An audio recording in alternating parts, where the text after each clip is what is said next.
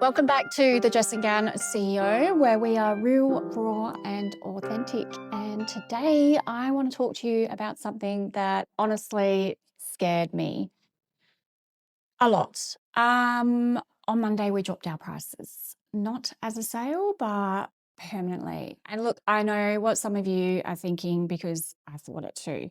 I mean, it makes us look desperate, yeah? It makes us sort of look like we're cheapening the brand. And doesn't every business book say charge your worth? Well, today I'm going to talk about why we did it, what pushed us to that point, and why I think more of you should at least be asking the question. So, when Illy and I started Foil Me 12 years ago, the whole point was to make high end foils accessible, not cheap, but accessible. And we wanted every hairdresser to be able to use beautiful premium tools without being too much of an investment for you. But over the years, between manufacturer price hikes and the broader cost of everything going up, we kept raising our prices a little here, a little there. And each one made sense at the time. But when I finally stepped back and I looked at where we had landed, I realized that we had drifted, and that was never.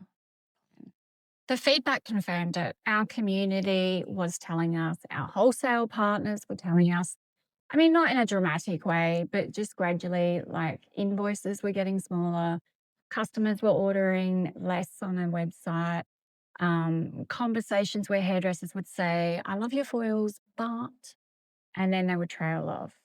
And you know that but is them telling you something really important. Okay, get ready because this is the part that I really want you to listen to. What actually happens inside a business when you make a call like this. And not everyone agrees with you. So, we had an advisor say to me, you don't have a pricing problem, you have a customer acquisition problem. Fix your funnel. And, he's not wrong about the funnel. Our online acquisition does need work, but that's a direct to customer fix. It doesn't actually touch the wholesale side of our business. And wholesale is about half of our revenue. So our biggest distribution partners had been placing smaller and smaller orders over the past 2 years.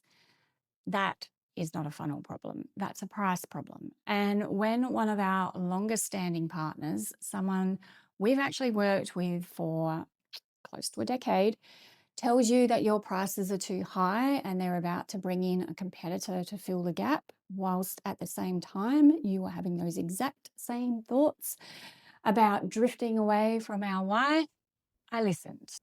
So I said back to the advisor, you're right about funnel and we want your help fixing it. But the two things run alongside each other. The price adjustment is not optional while we sort out the other stuff. It's its own fix for its own problem. And to his credit, he did come back and say, well, that makes complete sense and I support it. So that was pretty cool. That conversation, though, it was actually really valuable because it forced me to articulate exactly why I believed in the decision instead of just going on my gut feeling entirely, which is what I do most of the time. But as long as I have some kind of data to then back up my gut feel. So, what does dropping our prices actually mean? Most of our products came down by 50 cents. Some came down by $2, but a small handful actually went up slightly because of specific manufacturing costs. But those were minor and they're not our best sellers. We made sure our best sellers had a really good price drop. So we're still priced above the competitors that matter to us, and we haven't compromised the quality of anything. We've simply just closed a gap that got too wide. The products haven't changed at all. All right, I want to make that real clear that we didn't change the products. It's the same foils, same composition, same packaging, same materials that we use on our brushes, boards, and clips.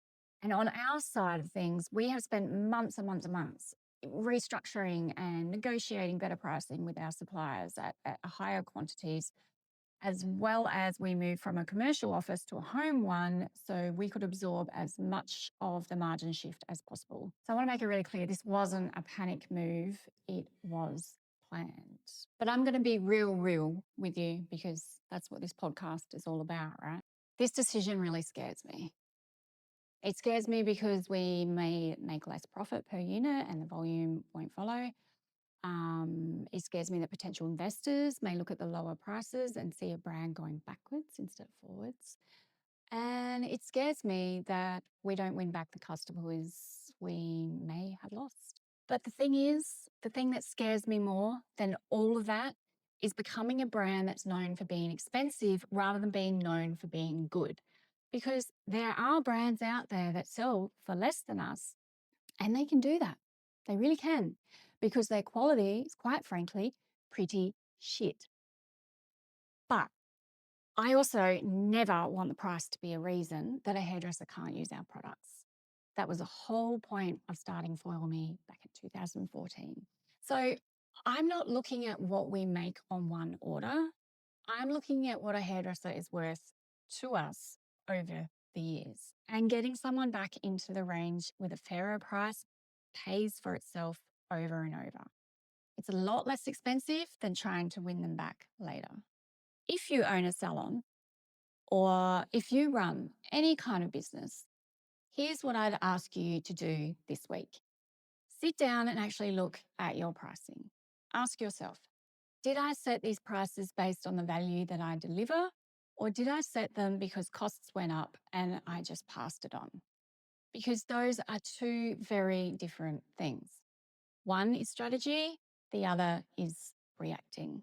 Maybe you need to raise your prices though. Like maybe you need to make them higher and maybe you need to lower them. Maybe you need to cut costs somewhere else so you can just keep them where they are. I don't know your numbers, but I do know this. If your pricing has drifted away from what you actually stand for, that gap will cost you eventually. I could see it was going to cost us, and the fix was going back to the beginning and asking why. Why did we start this in the first place? So that's it. I've been asked why we did this with this price decrease, and this episode tells you why. It also tells you how I felt and the decision making behind it. So I genuinely want to hear where you're at with your business. And if you haven't already, please follow this podcast so that you don't miss the next episode. I will see you in the next episode. Thanks for being here. And remember, be real, be raw, and you be you.